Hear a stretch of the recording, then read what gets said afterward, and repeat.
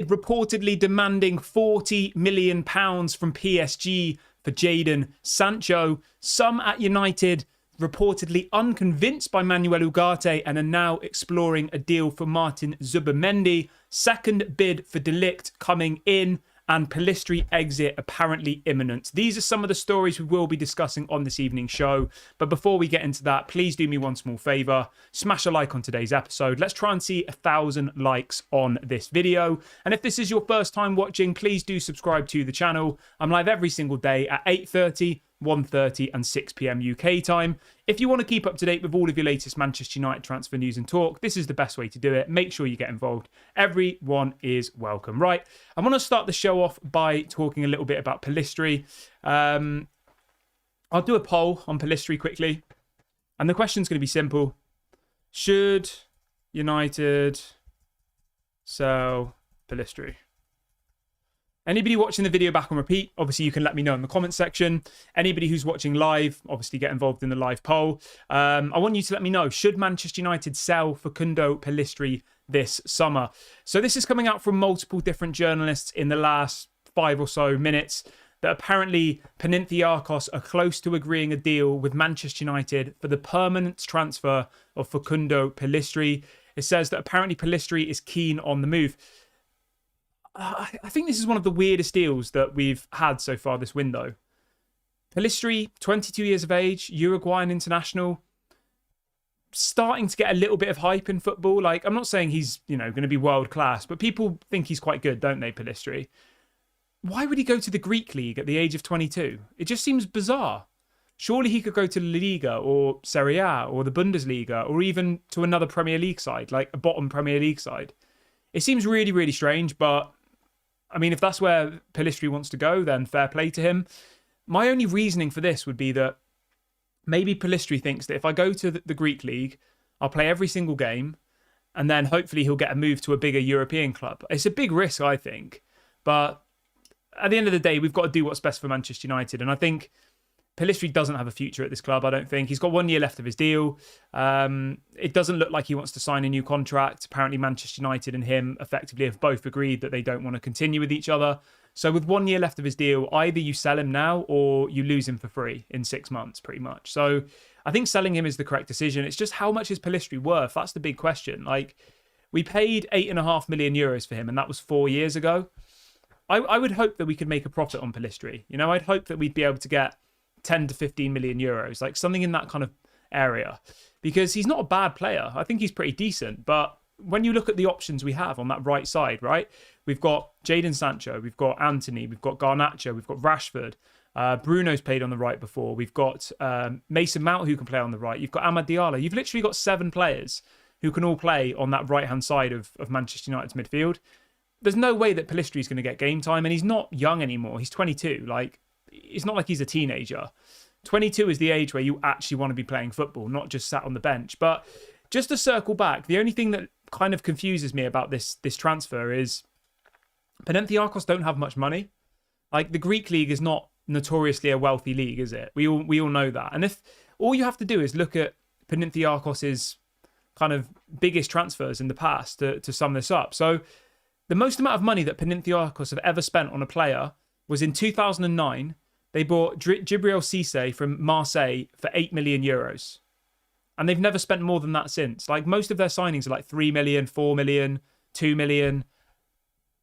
It just seems really strange to me. Maybe they're going to pay 10, 15 million for him, and maybe in a week's time I'll be sat here and I'll look like a fool. But I just can't understand it. It doesn't make any sense. And as somebody says in the chat, we have so many options on that right side of midfield that obviously he has to go, but you'd think that he'd get a better move than Panathinaikos. And that's no disrespect to Panathinaikos. I just think it's a bit strange. But somebody says in the chat, you can only sell if somebody wants to buy. And you make a good point there, you do. But the point I'm making is, you'd think that Pellistri would have more clubs interested. He starts for Uruguay in the national team. And what, we're going to get 5-10 million for him? If we didn't have Amad, Anthony and all the rest of it, he'd probably get a chance. But Amad is ahead of him, Anthony's ahead of him, Garnacho is, Rashford is, obviously Bruno is, Mount is. You're more likely to see Bruno Fernandes playing on the right wing than you are to see Pellistri Pellistri get game time. And that just sums it up for me. So, yeah, fair play to Pellistri. Obviously, we'll wait and see what happens, but it looks like he is going to leave the club. The next story I've got for you is about Manuel Ugarte and Zubimendi. And I want people to let me know. I'll do a poll on this in a minute. Should Manchester United sign Manuel Ugarte or should they sign Zubimendi? It's the $1 million question. It's the topic that everybody's talking about right now. And I want you to let me know in the comment section, who would you go for? You can only pick one of them. I mean, we could, for argument's sake, throw Youssouf Fofana in there as well. But should we do that? So Youssouf Fofana is option 1. Manuel Ugarte is option 2. And Zubimendi is option 3. Who do you go for? Let me know in the comments. I'll do a poll in a minute. Let me just finish the first section of this part of the show. So in relation to Manuel Ugarte, the situation remains the same. PSG are still asking for 70 million euros, right? Which is stupid. We can all agree on that. That's way over his price. He's a 40, 50 million euros player, I think, tops. PSG want the 70 million. The reason they want the 70 million is because they're going to go and buy João Neves. And they want to use the money we give them to go and get João Neves. And you know my thoughts on that. I think it's a bad deal for Man United to effectively facilitate them to get João Neves, who we know is one of our number 1 targets. But put all of that aside. PSG are being, they're digging their feet in the ground. They're saying either you give us the 70 million or you're not going to get the player. And as a result of this, it's making Manchester United look at alternative options. And that alternative option is Martin Zubimendi, who actually is a player I really, really like. And the more this saga, I'm going to call it, goes on, I'm starting to lean towards Zubimendi because he has this release clause, which is £50 million.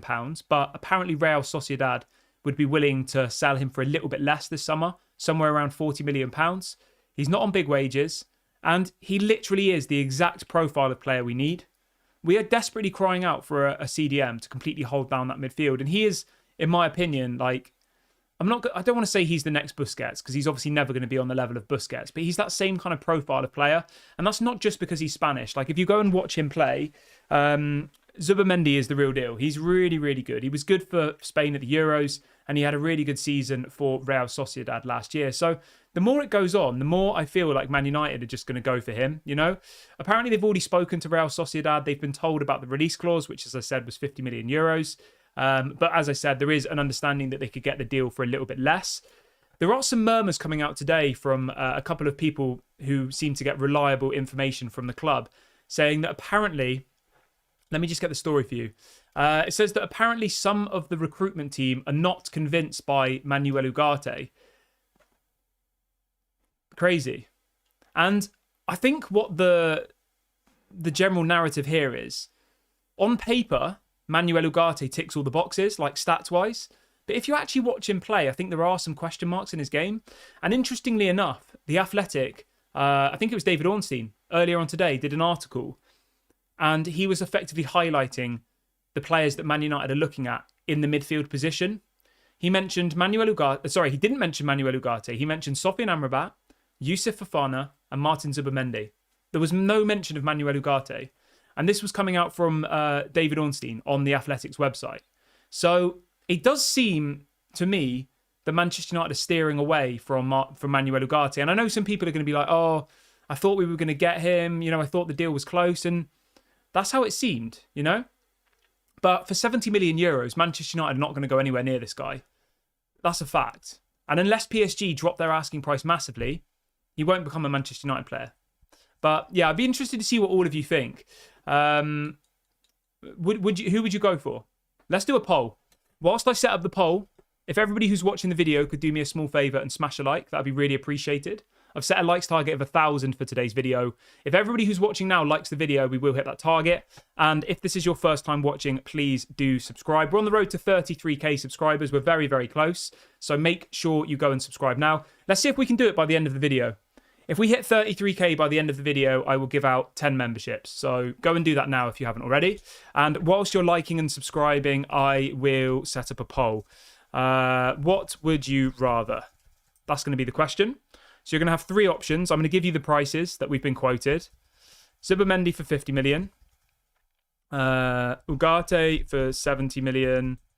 And the final option is Youssouf Fofana for 35 million. So those are the 3 players that that effectively we're linked to. But as I said, this article from David Ornstein today on the Athletics website, which you can go and read yourself, doesn't link Manuel Ugarte to Manchester United. He says Sofiane Amrabat, Fofana, and Zubimendi. But it does say that apparently Manchester United should sign 2 midfielders this summer. So it might be Zubimendi and Amrabat. It might be Youssouf Fofana and Amrabat. Like, I think Amrabat's a given now. I think we will get Amrabat. Jin says, I'm not going to vote. We need 2 midfielders. The thing is, right, mate, what I'm saying to you is we're going to get one of these midfielders, okay? But we're also going to get Sofiane Amrabat. That's the news that's coming out today. So you're getting your wish. Amrabat looks like he's coming. That's midfielder number 1. And then the other option is one of those 3 options that I've just put in the chat for you. So Zubimendi, Ugarte, or Youssouf Fofana plus Amrabat. Amrabat's a given, I think, at this stage. We will get him. I would put money on Amrabat coming to Manchester United as a backup option. I would be very, very sure of it. Les says your video keeps cutting out. I can't see it on my side. If anybody else, let me know if the video is cutting out. It might just be your signal, mate. I'm not sure. But yeah, for me personally, I'm going for Zubimendi as the number 1 option. I think even for 50 million, I think he's a good player for that. I'll go Zubimendi and Amrabat. You can get Amrabat for about £12 million, and you can get Zubimendi for 50 million, his release clause. But I reckon you can genuinely get him for less than that. The stories, as I said, were that Zubimendi would be available for around 35, 40, you know? But obviously he has this release clause. So the poll, I've just given the asking prices. There's always the potential we can negotiate those deals down. But for argument's sake, there's no point me putting a made-up number in a poll. I'm putting the numbers that were being quoted. So it's 50 million release clause for Zubimendi, 70 million asking price for Ugarte, and 35 million pounds asking price for Youssouf Fofana. So those are your 3 options. Obviously, let me know in the comment section if you're watching back on repeat. Who would you go for? Mine is Zubimendi and Sofiane Amrabat. This is probably going to be a bit controversial now, but if I had to rank Zubimendi, Ugarte, and Fofana, I'm going Zubimendi 1, Fofana 2, and Ugarte 3. And I'm sticking by that. Fofana's a quality player. Obviously, the Monaco CDM. Very, very good. And I think for 35 million, he'd be a bargain. I think Zubimendi for 50 million would be a bargain. I think Ugarte for 70 million, I think that's daylight robbery. And PSG are literally laughing at us as they take our money and go and spend it on João Neves, who is a generational talent and somebody that Man United have had 2 bids rejected for this window. So I'm starting to kind of sway away from Manuel Ugarte. If we get the deal done, I'm always going to back our players. I'll always stick behind them. I'll always give them a chance. But at the point of recording this video, I feel like Manchester United should just move on, because we've been talking about Ugarte for what, 3 weeks, 4 weeks, and nothing seems to happen. All that we are told is that they want 70 million. They want 70 million. They want 70 million. And it's just getting boring now. Ineos tell us that they're not going to be treated like clowns in the transfer window, like the Glazers were, like John Murtough was and Richard Arnold, right? And if I was them, I'd just walk away now and go and buy someone else. I'd say, you know what, screw you, goodbye. But yeah, let me know what you think in the comments. Lawazi says Ugarte is a monster. Fair enough. Obviously, it's the whole point of this channel is to share opinions, you know? Everybody views the game differently. Liam says there's no rush with Ugarte. He's still on holiday. Ligt's still on holiday and we're putting in bids for him. Xerxes is on holiday. We've put in bids for him. Like, it doesn't really make a difference whether they're on holiday or not, you know? Players are expected back this week. I saw Højlund and Eriksen were back in training yesterday. Bruno and Dalot are going to meet up with the rest of the United players tomorrow in America. Like, players are starting to come back from their holidays now. So, yeah. Let's see what else we've got in the chat. Okay, let's move on to Jadon Sancho, though, shall we? So, the news this evening coming out from ESPN and coming out from Manchester Evening News is that apparently Manchester United have told PSG they will have to pay £40 million to get Jadon Sancho. I think that's a fair price. 40 to 50 million, maybe 40 plus add-ons. I've got no problems with that whatsoever. My stance on Sancho has remained the same. There was people a couple of days ago like, why are you supporting Sancho? Why are you happy he's back? I don't think Jadon Sancho should be a Man United player next season, right? I don't. But the way that Ineos have handled this situation, I think, has been absolutely amazing. They clearly sat Erik ten Hag down when he came back from his holiday and said, right, you need to make up with Jadon Sancho. We need him back in training. We need him part of the preseason. And that will bump up his asking price, you know? Because at the moment, or a week ago, nobody would even give us money to loan Jadon Sancho. Whereas you fast forward a week, he's back in training. You know, he's smiling. He's playing against Rangers. And next thing you know, PSG want him. Dortmund apparently are back in for him. Juventus want him again, you know? Like, it's a clever tactic, isn't it? Because effectively, if the other clubs know that Jadon Sancho has a problem with the manager and that we want rid of him, who's going to buy him? Why would they? They see it as an opportunity.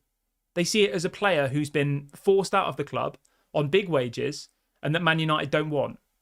Whereas now, back in training, back on the pre-season games, it's clever and I rate it. And this isn't something that the Glazers would have done before. Like, the Glazers wouldn't have had the footballing IQ to work that out, you know?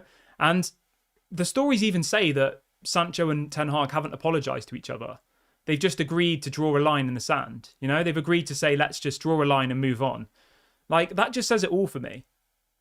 Jadon Sancho should have come out and done a video with a public apology, apologising to the fans, apologising to his teammates.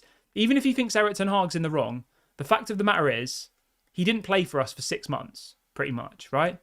6 months before that, Erik ten Hag gave him 3 months off to go and focus on his mental and physical health, you know, which I 100% think is the correct decision, by the way.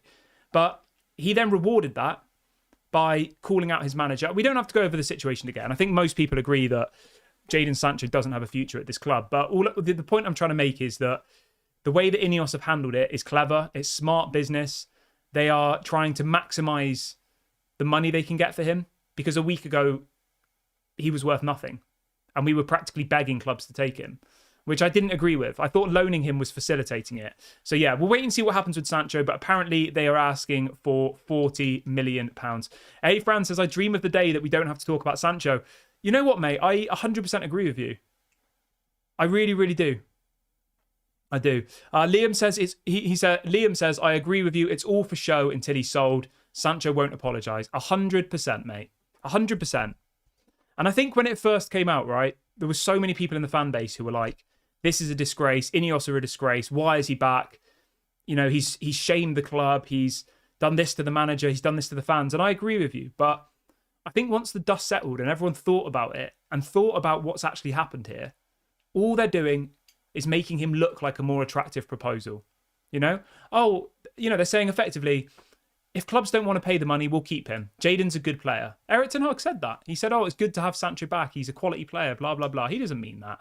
He wants rid of him. Of course he does. But anyway, you can let me know. Maybe Sancho's going to start every game next week. We'll wait and see what happens. We've got over 1,000 people watching the show live now, which is amazing. If everyone could smash a like, that'd be really appreciated. And also make sure you subscribe if you are new. We're on the road to 33k subscribers. And if we hit that by the end of today's stream, which I think we can do, I will give out 10 memberships to the Daily Red Devil Members Club. So go and subscribe if you haven't already. It's completely free content. I'm just going to drop a link in the chat. Somebody says, what's your thoughts on Desiree Doué? I've probably said his name wrong. I really like the guy. I do. He was a player that Man United were linked to earlier on in the window. Effectively, if Greenwood, Sancho, Pellistri all leave, we will need a new right winger. We will. Because there are also murmurs that Anthony's going to leave. And that could mean that in one window, we lose 4 right wingers. That's crazy, isn't it? Sancho, Greenwood, Pellistri, and there's someone else, Anthony. Those 4 players could all leave this summer, which would effectively only leave us with Ahmad, Rashford, and Garnacho. We'd only have 3 wingers then. And if that happened, we'd have to bring in someone else. And I think Desiree Doué, I've probably said his name wrong, but you know who I mean. I think he'd be a great option. But in relation to him, I thought he was going to be like 20, 30 million euros, right? Bayern Munich have had a bid of 50 million euros rejected today. Crazy. That's their second bid.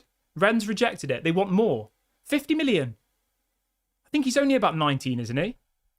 And apparently Bayern are now going back in with a third bid of 55 million. Like, this guy's going to go for probably 60, 70 million euros. 19 years of age. I know people will say, oh, well, you bought Lenny Yoro for 50 million. Like, what's your point? But he's a player who's just kind of appeared out of nowhere, really, isn't he?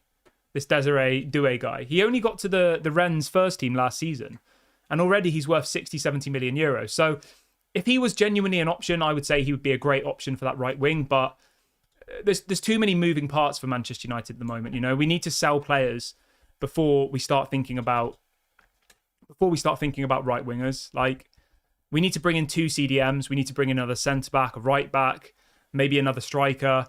And then once all of that's done, then I think we can start looking at, you know, maybe a new wing player. So yeah, we'll wait and see. Les says, how do you reckon we'd get rid of Anthony? A loan deal? Yeah, apparently Man United have put Anthony up for loan this summer. I can't see many clubs coming in for Anthony. Like, who's going to want Anthony? The most likely option for him is maybe like a loan deal to Brazil or something, or a loan deal to maybe back to Ajax. I don't know. There is no stories of anybody wanting Anthony. Not one. Not even like a tabloid newspaper saying that, you know, when you get those stories that just don't sound believable, there's not even that about Anthony at the moment. There's nothing. And that must be a difficult situation for Ten Hag and Manchester United, because Manchester United want to get rid of him. You know, Ineos want rid of Anthony. But they've got this player that the Glazers spent 100 million euros on massive wages. What do they do with him? Like, it's a very, very difficult situation. And if we could loan him out, that would 100% be the correct decision. Loan him out, hope he goes somewhere and does well, and then try and sell him next year. But at the moment, I think we're stuck with him, which is really frustrating. I would really, really like Anthony to be moved on and given a chance somewhere else. But yeah, at the moment, there's no links with Anthony leaving Manchester United. Only that Manchester United want rid of him, but nobody wants him. So, yeah, it's just one of those ones, isn't it? It's like I say to people, you know, when people are screaming at me to sell Rashford and screaming at me that Casemiro should go and etc., etc. Like, you can only sell or loan players when there's clubs interested. And at the moment, nobody wants Casemiro. Nobody wants Anthony. Nobody wants Maguire. I don't know who else that needs to go. But you get the point I'm making here. Like, the players who are surplus to requirements, at the moment, nobody's interested. Now, that doesn't mean that in a week or two somebody might change their mind. But as it stands, Maguire's not wanted by anybody. Anthony's not wanted by anybody, and neither's Casemiro. So, yeah, very, very frustrating. But let's move on to the next part of the show, though. I want to react to some comments from David De Gea. Now, I know people are like, David De Gea's in the past and all the rest of it, but it is a Manchester United channel, and David De Gea was one of my favourite players for a very, very long time. So the story coming out today is that apparently David De Gea was very upset with those held responsible for his Manchester United departure, Erik ten Hag and John Murtough. Apparently De Gea has told his agent and inner circle that he would be happy to return to Manchester United if Ten Hag and John Murtough were not there. It goes on to say that apparently in the first months after De Gea leaving Manchester United, he was considering retiring. And then it says that De Gea will never play for another English club again. Now, I'm not really sure what De Gea is trying to achieve by this. Like, De Gea's gone now. I don't think anybody in the fan base would want David De Gea to come back, right? Like, I love David De Gea. He's an absolutely quality goalkeeper. And we treated him awfully. I'll admit that. At the time, I was absolutely disgusted with how Manchester United treated De Gea. I think he was a legend of this club. And I know some people are like, a legend. He made a mistake in the Europa League semi-final and all the rest of it. But generally, David De Gea was one of the best goalkeepers in the world for probably 5 or 6 years. Unbelievable. Like, and he is one of my favourite Manchester United players ever, I would say. In my lifetime anyway. You know, I'm only 30. I was only like a child when, in the 90s when Man United were winning everything. I remember watching and going to those games. I remember going to a game. I went to the game when Man United beat Arsenal. I think it was the 6-2 or 7-2 at Old Trafford. Like, I remember those games, but it's like a vivid memory. It's only in the last kind of 10, 15 years that I can really remember Man United players, you know? And De Gea is one of those players that I really, really like and respect. But for him to say that he would like to come back if Ten Hag is gone, Like, I don't think Man United would want him back. Do you? I just think it's a little bit of a strange thing to come out now. He's had a whole year without a club, and he's now putting out stories saying, you know, if Ten Hag was gone, I would consider coming back. I don't know. I just think it's strange. And as I said a couple of minutes ago, the way that Manchester United treated De Gea was an absolute disgrace, but that doesn't justify this story coming out or being leaked that, you know, he's effectively said that if Ten Hag gets sacked, he reckons he'll come back to Manchester United. I mean, will he? I don't think so. Ineos aren't going to bring De Gea back. But anyway, let's move on from that. Let me know, do you think De Gea was, you know, done wrong? Like, how do you feel about it now?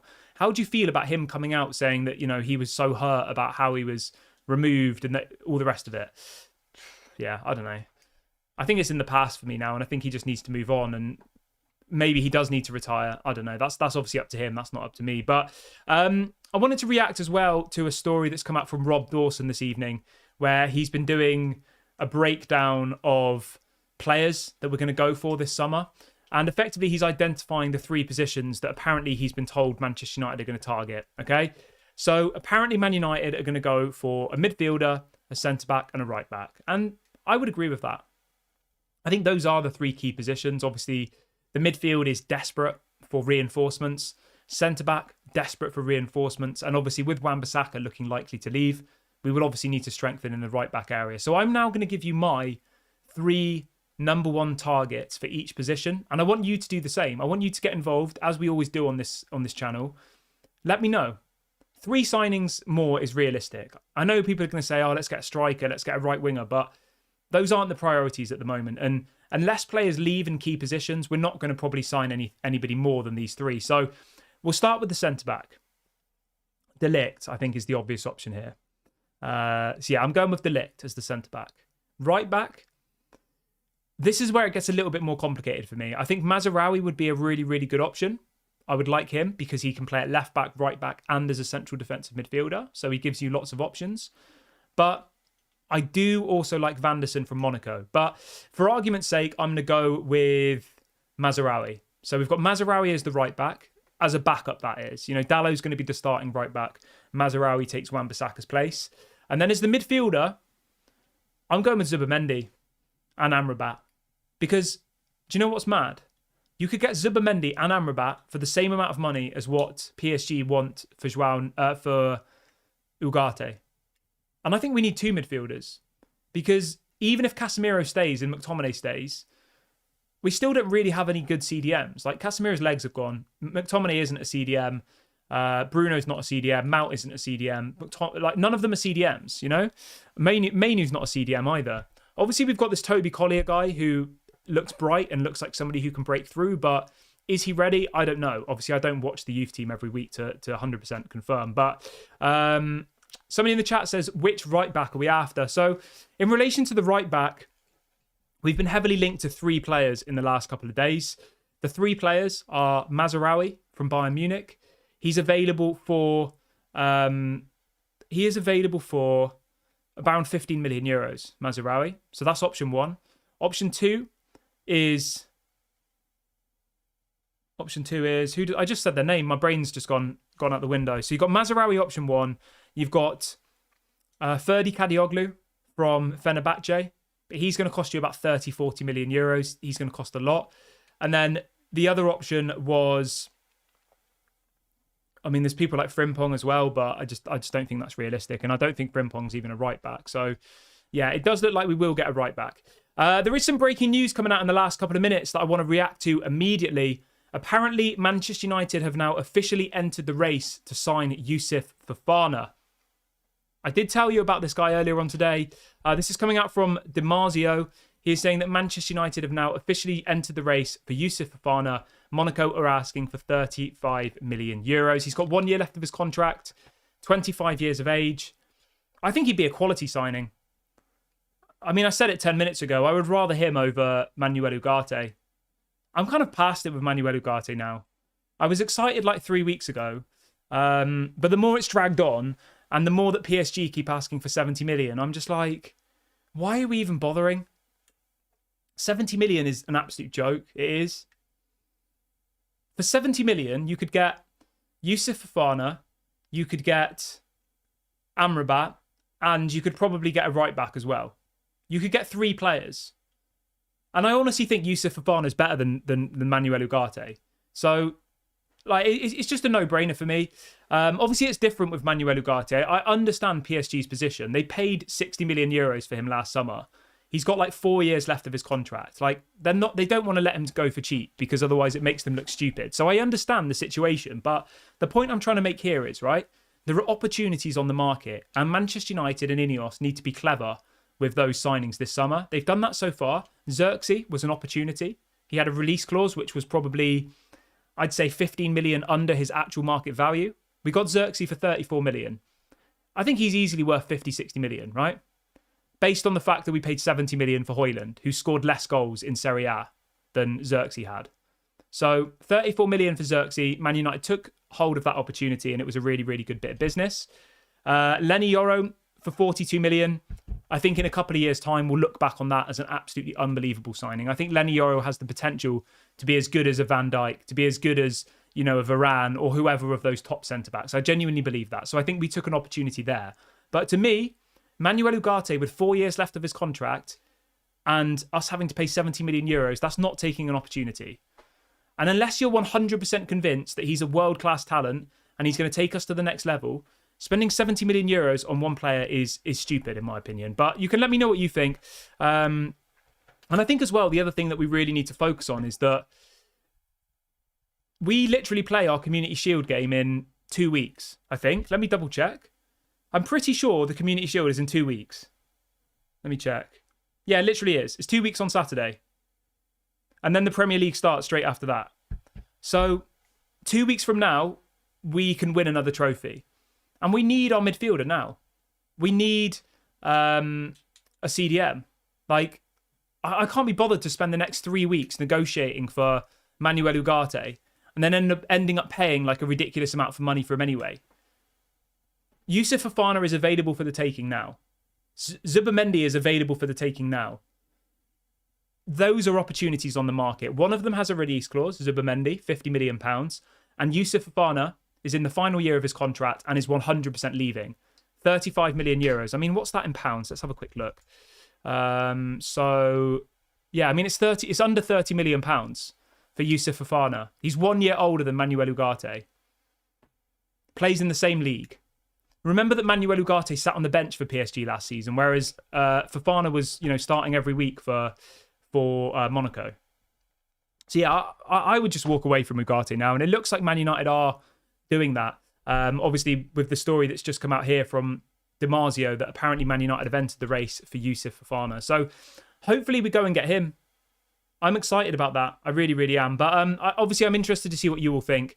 Who should Manchester United sign as the priority central defensive midfielder? Let me know in the comment section below. We're halfway to our likes target now. The likes target is 1,000 for today's video. So if you haven't done that yet, please go and do that. And we are now very close to 33k. I will be giving out some memberships if we hit 33,000 subscribers by the end of today's video. So make sure you go and subscribe now if this is your first time watching. It's completely free content. Stefan says, how can you be excited about Fofana? I think Fofana's pretty decent. I think we just have to look at this in the bigger picture, right? For £29.5 million, Fofana is much better value than spending £62 million on Ugarte, right? That's what I think anyway. My priority is still Zubimendi. I think he's the best option.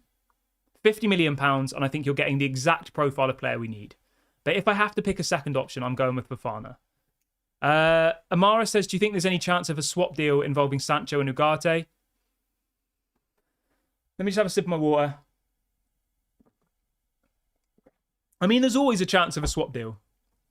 There is always a chance. But in reality, swap deals can be quite complicated because obviously Manuel Ugarte is earning a third of the wages of Sancho is. So if you swap the two players, it's probably a better deal for us if we swap Sancho for Ugarte. Because financially, we'll be saving like crazy, crazy wages versus what we'll pay Ugarte. So, yeah, I don't know. a swap deal would be good, and I probably would take that if that was an option, but it doesn't really seem to have been mentioned. The narrative coming out from all of the top journalists over and over again from the Fabrizios is that PSG are adamant that they're going to get 70 million euros for Manuel Ugarte. It's the same story on repeat. 70 million or no deal. 70 million, 70 million. And there's only so long that you can kind of hang in a negotiation before you then have to move on, you know? So, yeah, it'll be interesting to see how Manchester United let this one play out. But, yeah. What else are people saying in the chat? Let's see what the results of the poll were. Fred's just gifted 5 memberships to the Daily Red Devil Members Club. Thank you very much for your support, my friend. I really, really do appreciate it. If you've been given a membership by Fred, make sure you say thank you. Absolute legend. I can see James has got one, Malks has, Tristan has, Ellen has, and Thornton has. So make sure you all say thank you to Fred. Thank you very much for your support, mate. I really, really do appreciate it. Malk says PSG operate like Dortmund. Yeah, they do. They're trying it. They're absolutely trying it. For a club that have some of the richest owners in world football, PSG are literally trying to have us over the barrel, aren't they? And yeah, I'm not here for it. I'm not. And I'm just sick of talking about Manuel Ugarte. So let's talk about something else, shall we? Obviously, this is a news show, and I bring you guys the news and we talk about it. We all know what the format is of this channel at the moment. So don't shoot the messenger when I read this story out. But Manchester Evening News today are reporting that apparently Man United are going to go back in for Frankie de Jong. Oh, God. The thought of a whole another summer talking about Frankie de Jong makes me want to be sick.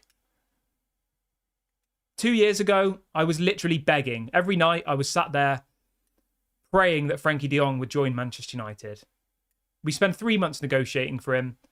We get the offer accepted, and then he says, my girlfriend likes it in Barcelona. It's my dream to stay here. I don't want to come. And I'm just thinking, how have we just spent 3 months talking about this guy and negotiating? But yeah, so this is coming out from multiple sources in Spain that apparently Manchester United are ready to offer significant money to try and land Frankie de Jong this summer. I say no. I don't want Frankie de Jong here. 2 years ago, yes. Now, no. Definitely not. Like, the moment's passed. I personally think that this story is rubbish. Like, why would Manchester United want Frankie de Jong? He rejected us 2 years ago. Like, why would they go back in for him? And the other thing as well, right, with Frankie de Jong is he's on 700 grand a week at Barcelona. We're complaining, right? Every single day I complain to you that Casemiro's on 350k a week. And, you know, I complain that it's ridiculous money and that he shouldn't be on that. And why would we then go and give Frankie de Jong 700 grand a week? I just think it's rubbish. But obviously it's a new show. You can let me know, would you like to see Frankie de Jong at Manchester United? I would be very, very surprised if many people in this fan base do now. I think people are done with him. I think, you know, that saga has well and truly been rinsed. So, yeah, no Frankie de Jong for me. But as always, let me know. Would you like to see Frankie de Jong? I would rather get João Neves. Like, João Neves is a much better option. So, yeah, definitely not. Yeah, Mike's saying he's on 700 grand a week at Barca. Plus add-ons, I think. Let me just double check that. I'm 90% sure he's on 700 grand a week. Let me check.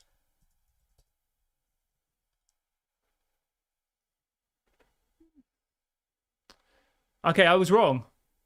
And I'll own it. I was wrong. He's not on 700 grand a week. My bad.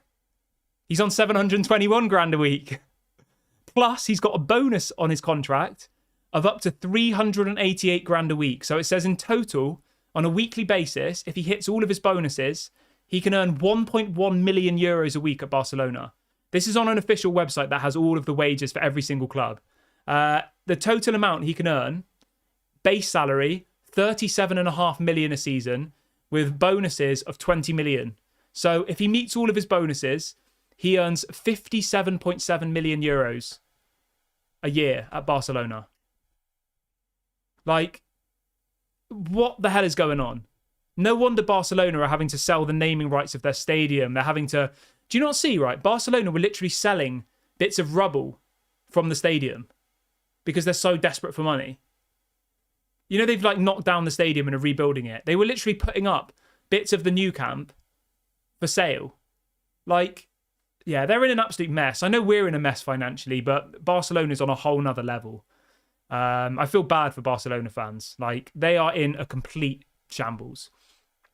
700,000 a week. It's absolutely outrageous. So this link with him coming to Manchester United, I just think it's complete crap. Definitely not. Liam says, but he wouldn't be asking for the same wages if he came to us, though. I mean, why would he not? We're not in the Champions League. Barcelona are. He doesn't want to come to Manchester United. His girlfriend supposedly loves it in Barcelona and doesn't want to come to Manchester. Why would he come to Manchester for a pay cut? To play in the Europa League, in a city he doesn't want to be in a club that he's already rejected. If I was Frankie de Jong, I'd ask for more than 700 grand a week. I'd say I want 800. There's no way that Frankie de Jong would leave Barcelona unless we're going to pay him stupid money. Crazy. Crazy, crazy, crazy. Timper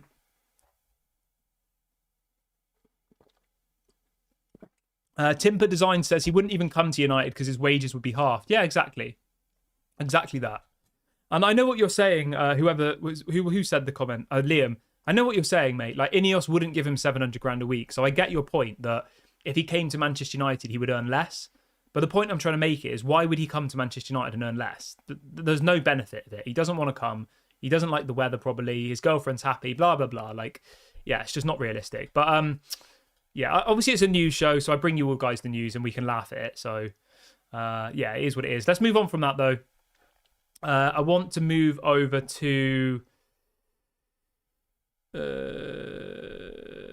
let's move over to something else quickly before we wrap up the show. Let's see how many people are still here. We've still got over 1,000 people in the room, which is absolutely lovely. Anybody who hasn't subscribed to the channel yet, please go and do that. We're getting very, very close to 33k, so please do that if you haven't already. Let's try and hit that by the end of today's video. Manchester Army says, I personally wouldn't want Frankie de Jong at the club. He rejected us once already. Yeah, fair enough. Zozam Gaming says, the only place that Frankie de Jong can get that kind of money is in Saudi. Yeah, you're right. Yeah, or at Barcelona. Barcelona was stupid enough to give him that money. I just don't understand how they got themselves in that much of a mess, but yeah, it is what it is, isn't it? There's not really much we can do about that. Yeah, I wanted to talk about this actually quickly, that apparently Manchester United have put a load of players up for sale this summer to try and raise funds. So I wanted to react to this story really quickly and see like whether you agree with all of the players that have been put up for sale. So apparently Manchester United have put up Victor Lindelof, Aaron Wan-Bissaka, Christian Eriksen, Anthony, Harry Maguire, Scott McTominay and Jadon Sancho. So 7 players effectively have been transfer listed this summer. Does everybody agree with those 7 players? Let's go with them. Let's go through them together really, really quickly. So Victor Lindelof, 100%. Move him on. 1 year left of his contract. You can probably get 10 to 15 million euros for him. He's on about 120 grand a week wages. So that's a no-brainer for me. Victor Lindelof, definitely. Wan-Bissaka, I think it's a little bit more 50-50, but when you consider he's got 1 year left of his deal, he apparently wants to move back to London. He's got a young daughter who's living in London and he's not really seeing her, and apparently wants to leave the club, and Man United don't want to give him a new contract, then you have to sell him. Christian Eriksen only has 1 year left of his deal as well. I don't think anybody's going to buy Christian Eriksen. He's on big wages, 1 year left. I think he's kind of injury prone now. So if someone wants to buy Eriksen, I'd sell him, but no one's going to want to buy him. So I think that's kind of a stupid conversation to have. Whereas Lindelof and Wan-Bissaka have a resale value. Harry Maguire, I think, falls into the same camp as Christian Eriksen. Who's going to buy Harry Maguire? He's on £200,000 a week. Like, the only clubs that are interested were like Everton and West Ham. West Ham have already signed Max Kilman, haven't they? And Everton have got Branthwaite. Like, I don't think either of them will go for him. So I think Maguire's going nowhere, although I would sell him. McTominay, I think you've got to sell. I think he has a resale value. We know that Fulham are interested. Apparently Tottenham are interested. West Ham are interested. There's loads of clubs who want McTominay. So yeah, I would definitely sell him. Anthony, again, I don't think anybody wants him. So it's easy for us to say sell Anthony, but nobody wants him. So yeah, and Jadon Sancho, I think you could sell by the end of the window. So from those 7 players, I think Lindelof, Wan-Bissaka, McTominay and Sancho, I think those are realistic players to leave. And Maguire, Anthony, and Christian Eriksen, I would sell, but I don't think anyone will buy them. So, yeah. But you can let me know what you think. How many players do we need to sell this summer? I'm going to wrap the video up here, guys. Thank you very much for joining me on the show this evening. It's been an amazing stream, as always. I really, really do appreciate spending this time with you. Please make sure to smash a like on the video before you go. It really helps to bring more people into the channel, and YouTube effectively recommends the video to more people. And that's the only way that we can get, more people coming to watch the video. So if you have enjoyed today's video, please drop a like. Doesn't cost you any money. Make sure you subscribe as well. I'm live every day at 8:30, 1:30 and 6. And also get in the comment section and let me know your thoughts on everything. Thank you very much for joining me. I'll be back at 8:30 tomorrow. Obviously, if anything breaks this evening, I'll go live. So make sure you hit the notification bell. This has been Daily Red Devil. Thank you very much. And I'll speak to you all a bit later. Bye for now.